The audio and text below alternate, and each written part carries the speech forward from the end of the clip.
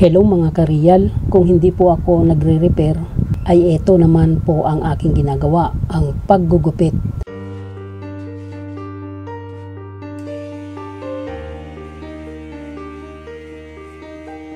Kaya pagpasensyahan nyo na po kung madalang po akong mag-upload ng mga video tungkol sa pagre-repair.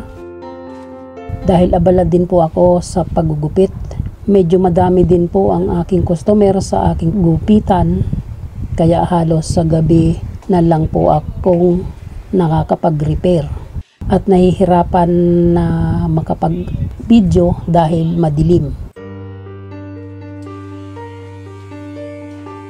8 o'clock ng umaga until 6 o'clock ng hapon po ang schedule ko sa paggugupit. At after gupitan, 6 o'clock ng hapon hanggang gabi naman sa pagre-repair. Ginagawa ko po ito dahil sa kahirapan ng buhay. Time is gold para sa lahat.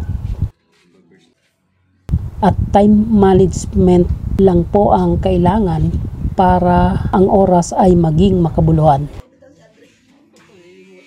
Sa mga trabahong araw-araw nating ginagawa, sa halip na tayo po ay mapagod, kailangan po natin na magtiyaga, mas dagdagan at palawakin pa natin ang ating nalalaman para tayo ay maging skill at bihasa sa ganitong gawain.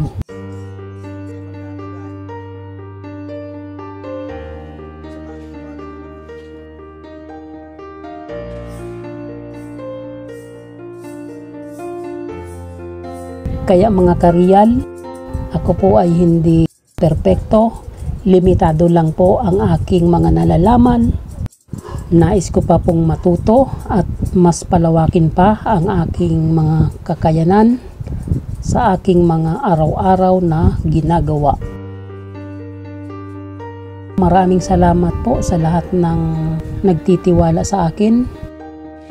Sa wala ninyong sawang pagtangkilik sa mga video ko, gabayan po tayo ng Panginoon sa ating mga gawain.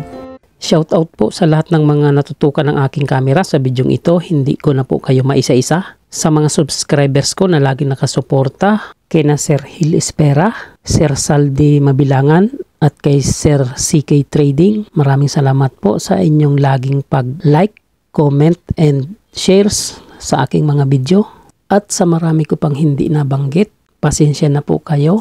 Hindi ko na po kayo maisa-isa at talagang napakarami po ninyo. Sa mga silent viewers ko, kahit hindi po kayo nagko-comment, alam ko po na nandyan lang kayo. Sa maraming customers ko, sa repairman o sa gupit na nagtitiwala sa aking mga kamay, shout out po at maraming salamat sa inyong lahat. Pagpalain po tayo ng Panginoon. Real life. Dickens, real vlog. Expresses the reflections of a common worker, driver, technician, and a barber.